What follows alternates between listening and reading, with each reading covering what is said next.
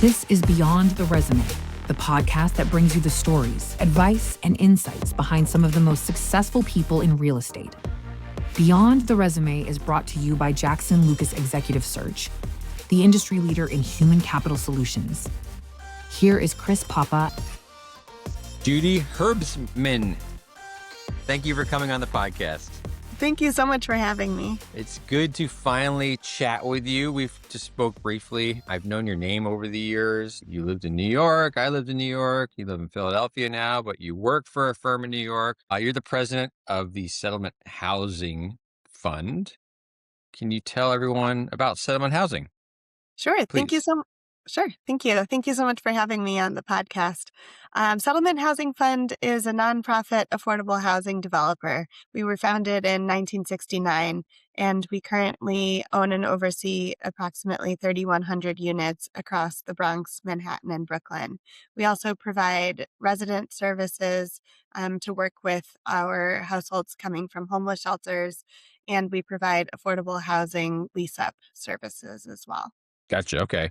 So most of the residents are most of the residents coming like formerly homeless? No, about a quarter of our portfolio has households coming from shelters. Okay. So you have is it permanent supportive housing then with the services with them? And So we actually are just now becoming a supportive housing organization. To this point, we don't actually have any permanent supportive housing in our portfolio, but we're currently developing our first supportive housing project, and then we have our first application in to be a supportive housing services provider. The projects that I'm talking about have homeless requirements through other sorts of financing programs, and so it's not a supportive population. gotcha. And what's the rest of the population generally? At various levels of AMI, all affordable, typically between 40% and 80% of AMI, but there's a pretty wide variety across our portfolio. Are you seeing more seniors in affordable housing now? That seems to be a theme with some people I've been speaking to, like just people are just can't afford to live off their Social Security or whatever. Right. Yeah, I think that we see really significant needs in the senior population. I think one of the things that's been interesting is how we can designate units for seniors, because with some of the recent zoning changes, the heirs designation is no longer as relevant. And so figuring out how we can have actual units that are required to be for seniors versus seniors who win lottery units. So you have a sort of a unique trajectory at Settlement because you started as a director of development and Right. then worked your way up to president as opposed to just coming in as president. Right. And so I'm sure there's some benefits to that, but also some hurdles. Like you're kind of working at the same level with people and then all of a sudden you're the president. Now you're kind of their boss, right? Right. How is that? How did you work your way up and how was that transition? And I imagine the way you kind of had to talk to people and had to change and the way they thought about you, you know what I mean? How Right. was that? Yeah, it's been a really good learning experience for me. I had been with the organization for 7 years running the real estate department. And then when my predecessor left the organization, there was an opportunity to put my hand up to step into the president role. And I think from a relationship standpoint, that worked pretty smoothly. It was colleagues that I had been working with for some time, and they're really good at their jobs. So I think that made it feel really collaborative and like there's a fantastic team to work with and to support the organization. I think for me, it was a really big change in terms of the difference between I had a lot of visibility into what my predecessor did, but there's a really big difference between getting to see what she was doing versus being responsible for doing it myself. She's exceptionally talented, and so I had some very big shoes to step into. What are the other areas, you got the development and then, kind of what did you have to learn? For me, it was learning really about how to be a strong executive director. So I had experience in project level budgeting, but I didn't have experience in organizational level budgeting, things like that. The government contracts piece of our resident engagement work was all new to me. Some of the communications was new to me because I was so used to communicating with people who I was working closely with every day. And so communicating with our broader staff, even though I don't get to work with them every day, was definitely a big learning curve for me. I can relate. I mean, I kind of grew up in my organization and then, Right. You founded yeah, and it, all of a right? sudden, yeah, but I kind of spun out of another firm that I was working with. And so I was like peers to these people. And then I'm like Right. the owner of the company. And then I was like, I don't even know how to relate to these people. Or like, am I supposed to like be bossy or I'm still, Right. it's like, it's kind of cause I'm responsible for their work in a way. And, Right. uh, it just like, I guess, did you just learn on the job, just trial and error type of thing? Yeah. Yeah, I mean, and I'm still learning. I still have a lot to learn. I think that it's learning on the job. It's was, for a while I was covering my old role, and so Hmm. being able to hire someone really fantastic to come in and do my old role in her own way was, I think that was really helpful in terms of resetting some of the relationships. I worked with an executive coach Yeah. to talk about what's the difference between the leadership that I had when I was running the real estate department versus organizational leadership and how to kind of reset some of those relationships. Yeah. I've done the coaching route too. It serves a purpose. It was helpful Yes. in some ways. Yes. You've been the coach or the coachee? I was being coached. Okay. Yes. Yeah. Yeah. Yeah. I'm not a coach. I've coached my son's little league, Right. That's which is different. kind of fun. Sometimes it's different. Sometimes it's not. What drew you to this world? Like I mean, I don't, you said you grew up before this outside Chicago. Like, it seems like your whole career was, dedicated towards you were at the Truman Fellow, the Office of Rural Health Policy, or the Center for the Study of Social Policy. Like, you're in the policy, Mhm. giving back. Like, where did that come from? Like, what drew you to this? Yeah, I guess there's kind of two pieces of it. One is the really strong commitment to working in a field that helps people. And I think for me, I don't ever remember feeling different from that. It just feels like my whole life it has felt like it's really important to do what I can to make the world a better place. And you spend so much time in your job that I've always felt like I need to have a really strong mission aligned job in whatever. Did that come from like your parents? Like, did you have, because like you went to Harvard, like, there's a lot of people that go to Harvard and just say, all right, I'm going to use this to make as much money as I possibly can for Right. myself. Right. But you were like, I'm going to use this to help other people. Like, which is rare. Trust me. There's not a lot of people that do that. So I'm just curious, was there anything that happened? Were your parents like that? Did someone give you an example? I always grew up with strong role models where this was the real value and values kind of in my community and in my world were about what contributions you were making and how you could help other people. I'm Jewish and grew up in a really strong Jewish synagogue that was focused on community and helping each other. And I think that was really important for me. I grew up in a really kind of in some ways, yes, in some ways, no, but diverse community where I had friends who needed help. I had friends who were in a position to provide all kinds of help um, from all sorts of different dimensions. And just kind of growing up in that environment and feeling like I have something to offer and I feel like that is needed. I didn't have like a big, huge turning point where I was on one path and then realized this was what was important to me. But I think it's just always been part of the air I breathe that it's important to, yeah, make a difference in the world. I love that. And that's one of the reasons I have you on the podcast, because I love that. And where does it come from? We don't know. Right. It's a calling, I think. What drew you to, like, how did your career, you graduated from college, I mean, eventually ended up in housing. Right. Like, how did you get in housing? I guess when I was in college, I was really interested in mental health advocacy. And I did some work in mental health advocacy. And the more work that I did there, the more I felt like it was really difficult to be able to support someone's mental health, certainly at a broad policy scale, if they didn't have a stable home. And so I had the opportunity to work in a homeless shelter one summer and felt like if I was asking myself, what is a really important problem that makes a big difference in people's lives? And also, where do I personally want to contribute? I knew from pretty early on, even when I was interested in mental health, that I didn't want to be providing one on one psychology services or something like that, that I wanted to be working at more of a systems level. And so I think that housing really answered that for me because housing is a platform for everything else in life. Right. It's the foundation.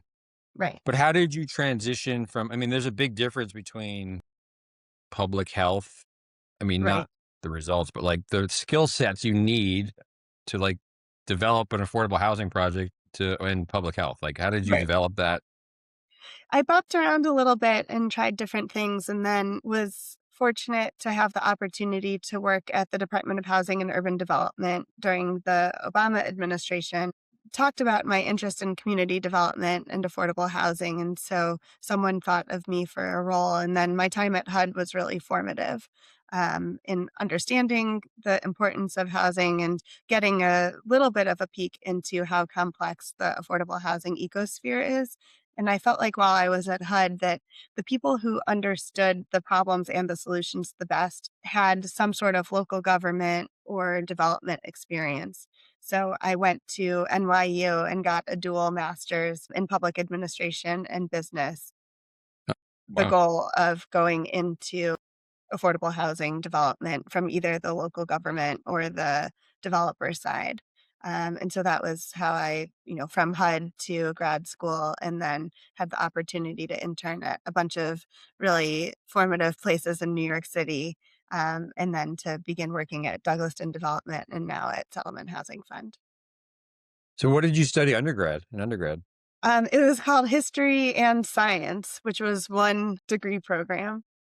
I love that. And yes, yeah, people always think I'm talking about like, social studies or something from, elementary school. But yes, it's called History and Science, and it was a really great experience.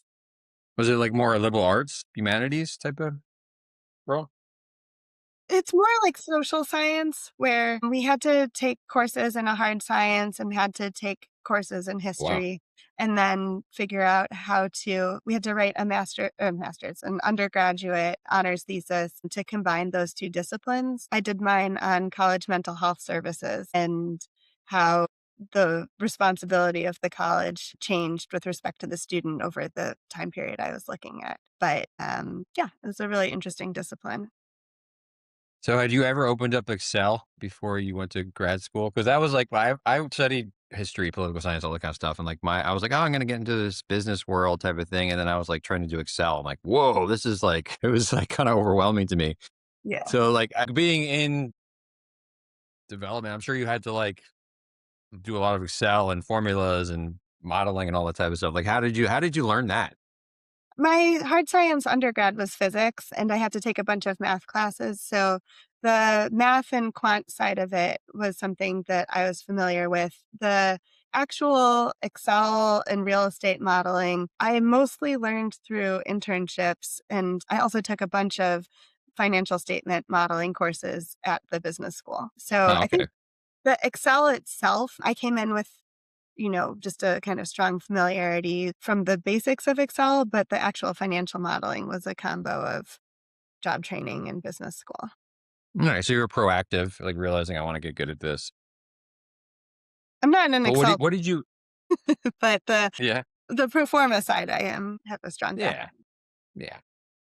And then you went to Douglaston, and like, what did you like? 'Cause I'm imagining somebody listening to this who's like in college, who's like gonna get their first job, and they want to be in affordable housing development. Like, what did you kind of do when you just started at Douglaston? I started as a project manager, which I think I would highly recommend as a great opportunity for people because you really get to see so many different parts of affordable housing and what it takes to make a deal come together. So it was kind of sitting in the coordination captain's chair with a lot of support because I was coming in fresh to figure out how to make everything line up. Right. So you got to see the big picture and kind of, and then you progressed throughout that. Well, I guess, yeah. Why did you make so that Douglas into for-profit developer, right? Yes. And then you went to the nonprofit side. I guess what is kind of the main difference of going to the nonprofit side from the for-profit side? And did you actively like make that choice? I want to go to a nonprofit, or just kind of just like settlement, the people there? Yeah, I think for me, I had felt great about the work I was doing at Douglaston, and I didn't have I have to be in a nonprofit versus a for-profit kind of setting or public or whatever it is. I feel like everyone's contributing, and the work that the for-profit sector is doing is really important, and the work that the nonprofit sector is doing is really important. I think in terms of the differences, I think that if you take a pro forma and just gave it to me blind and didn't tell me anything about the project, I wouldn't necessarily be able to tell if it was a for profit or a nonprofit project. The actual project work is really similar. And I think that the difference is more, first of all, in the resources that the organizations have to do the work, and the types of projects that the organizations are picking, and then what we do with the funds that we receive from the projects. Gotcha. So you went to settlement and you kind of worked your way up. Mhm. Like now you're leading the organization. Like, what is your leadership style, and how is it? I mean, we kind of talked this a little bit. Like, do you have a style that you can name, or I don't know if I do. If I have a leadership style, maybe collaborative, I think could be mine. Right. Yeah, I think that my leadership style, or at least here's what I hope that other people would say about my leadership style. I think that Yeah. my aspirational leadership style is collaborative, very communicative and transparent. I think that I do still have a project manager's approach to leadership where it's trying to be really solid about what's the outcome and what's it going to take to get to that outcome, and then looking at it as a project. And so I think from my perspective, I work with such an incredible team that a lot of my leadership style is figuring out how to support the team, how to make sure that the Mhm. organization is making it easier for them to do their jobs, and then, staying out of their way to the extent that I can. Right. Yeah, it makes it easier when you have a good team, right? Right. Oh, speaking of which, like affordable housing has a lot of stakeholders. Hmm. Like, what is like I imagine part of your job is trying to put all those stakeholders together. Like, is there a like what is how do you do that in an effective way?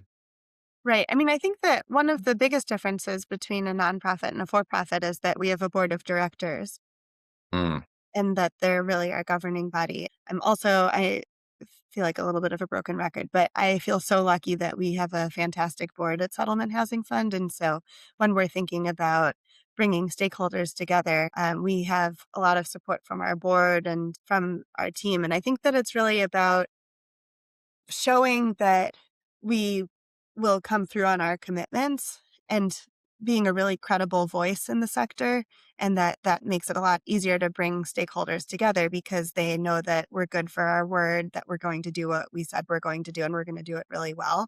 And then that means that the experience we have is relevant and valid and accurate, and I think that that helps in terms of people paying attention to our message. yep. And you mentioned settlements, like applying for permanent supportive housing. Like, what else? What else is happening over settlement? What do you what are the aspirations over the next couple of years?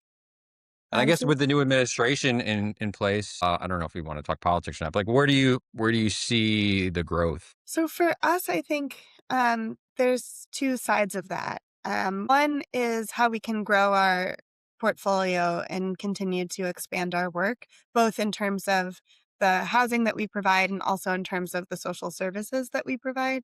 And then the other side of it is that there are really significant needs right now in order to stabilize existing affordable housing. So when we're looking at the future, some of it is growth and some of it is what we're going to do to solve the crisis now in affordable housing operations and how we can preserve the existing portfolio. Gotcha. What do you like going back to young people who are trying to look to get into this industry? What advice would you give them? And like, what skill sets do you think they should acquire or would be helpful for them to acquire before getting into the industry?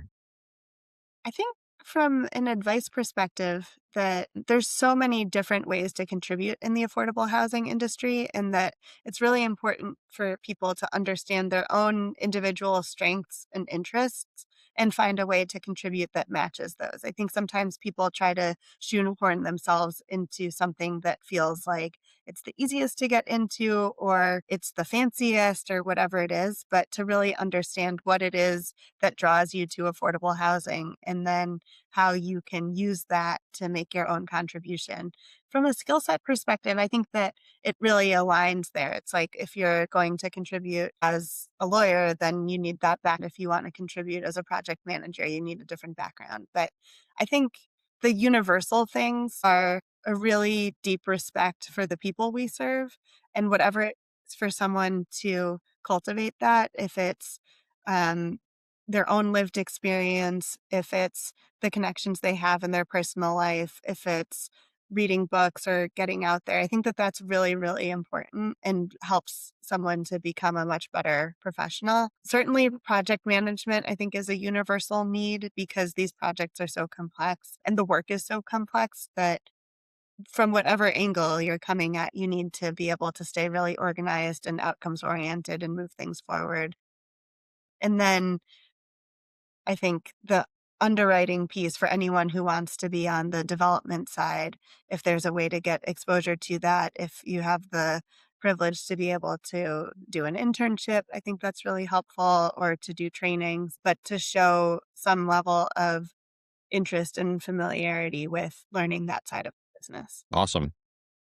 Well, Judy, you're a mother to two young children, which Yes. seems like it probably could be stressful at times, but not as stressful as the hot seat.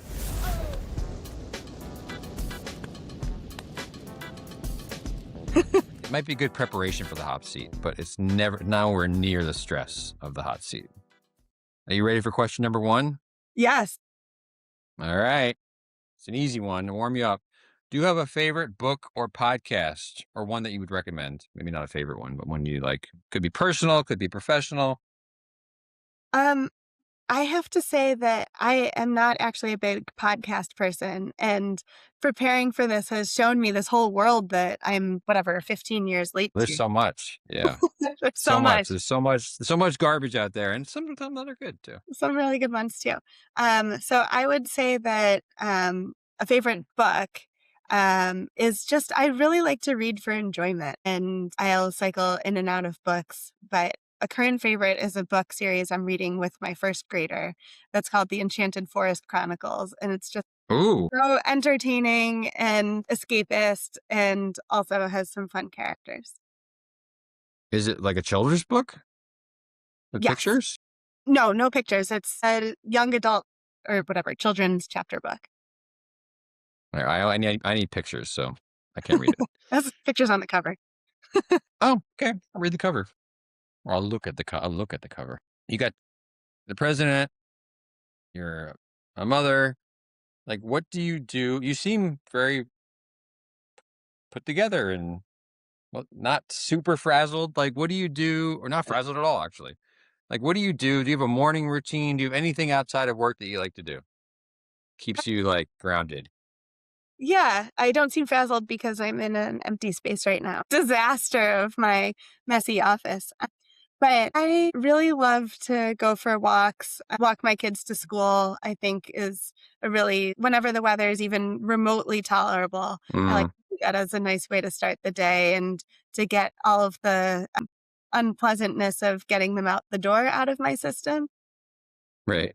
I would love to tell you that I'm exercising, but unfortunately that would not be accurate. Oh, well, Um, you're young. You're young. It and gets easier when you're older. I'm kidding. It doesn't. Yeah, of course. But yeah, trying to get some movement into my day and take some time in between when I stop working and when I start, family time in the evening to just kind of zone out and make sure to take some time for myself. That is so important, especially with working from home more common these days, right? It's like, what's that TV show that was on where they're on the elevator and he goes down? He's like, in work mode and he comes up, he forgets. I don't know What's it which called, way. Julio? Anyway, no, it's famous. All right, Well, whatever. let's not Google it in a minute. But yeah, it won one of these awards, Apple TV. I can't think of it, but it's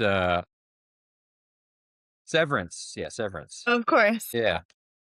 I think of that, like, that was my commute. Like, when I used to commute, like, I lived in New York and I take the train, like, that commute was like my separation. It was like Right. my decompression chamber, you know what I mean? And Right. now, like, we don't have that as much because of the work from Right. home and the remote stuff. So it's like I have to like actively seek that out.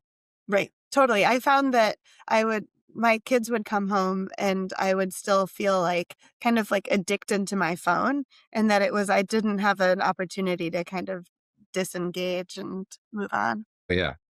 And then like my son's, talking to me and I'm like thinking about some stupid work email. Right. Exactly. Like all the good stuff's happening in front of me, but I can't stop thinking about work. Right. It's very relatable. I'm sure how many folks are at settlement housing in total? About 80. Okay. I'm sure you've hired a few. At some point they have to come meet you, I Yes. imagine. Like what qualities do you look for when you're hiring someone at settlement? I look for it depends a little bit on the role and try to be really thoughtful about what's needed for each role, but universally someone who's collaborative, who will take initiative to move the work forward on their own and is going to be creative in that. People who are flexible and understand that the needs will change and that they'll be able to continue to contribute. There has to be the mission alignment. People have to really be in it because they care about the work that we're doing. One of my favorite questions to ask in an interview is, why do our residents need affordable housing? And every once in a while, you'll get someone who really doesn't respect our residents, and that will come through in that answer. And I think oftentimes I hear really beautiful, inspiring things, and it's a great way to end an interview. And then I also use it as a bit of a way to select for people who care about our work. Well, I really hope that anyone who's interviewing at settlement housing takes the initiative to Google it in your Right. name, and this podcast will come up at some point, and then they'll reach this point and realize, oh, I better be prepared for that question. So Exactly. if they don't, you just say, well, it's out there. The question I ask is out on the internet, so it's on you. Exactly. You mentioned early on that your faith played a part in kind of shaping you, have had an influence upon your life and your career. I've had the fortune to work with some really talented professionals, so it's hard to keep the list small, but the folks to really focus on are my predecessor, Alexa Sewell. She's a fantastic manager, a fantastic strategist, and she really showed me from as soon as I started at Settlement how much direct feedback is really a kindness. I think people can sometimes feel like, well, if I'm giving direct feedback, I'm going to hurt their feelings or something. And Alexa just made it so not a big thing. It was just Mm-hmm. part of the work, and it made it a lot easier for me to do my work. And I think it's a big part of who I am as a manager. So I think Alexa was and is a really important mentor. And my boss at HUD, Mercedes Marquez, was also a really important mentor in my development, and just her really relentless focus on why we do the work and how important the work is really made me into the professional that I am today. Gotcha. Okay, cool. So look them up. I'll Google them. They're both fantastic. Yeah, it sounds like it. Well, thank you for coming on the podcast. It's really great to get to know you better. Like I said, I've seen your name out there and we've communicated here and there, but it's great to really get to know you better. Thank you for sharing your story. Yeah, I feel the same way. I've obviously have been following your career, and it was fun preparing for this by getting to watch a few of these podcasts, and really appreciate that you do this. And I had a lot of fun. So thank you so much for it. Oh, thanks, Judy. Thank you for listening to Beyond the Resume, a Jackson Lucas podcast where we take a deep dive into the career journeys of some of the top minds in real estate and equip you with the knowledge to move forward in your path towards the success you've envisioned. Make sure to like, share, and subscribe to Beyond the Resume. We're grateful for your support. All episodes of Beyond the Resume are brought to you by Jackson Lucas, building inclusive and diverse businesses through talent acquisition. Visit us at jacksonlucas.com.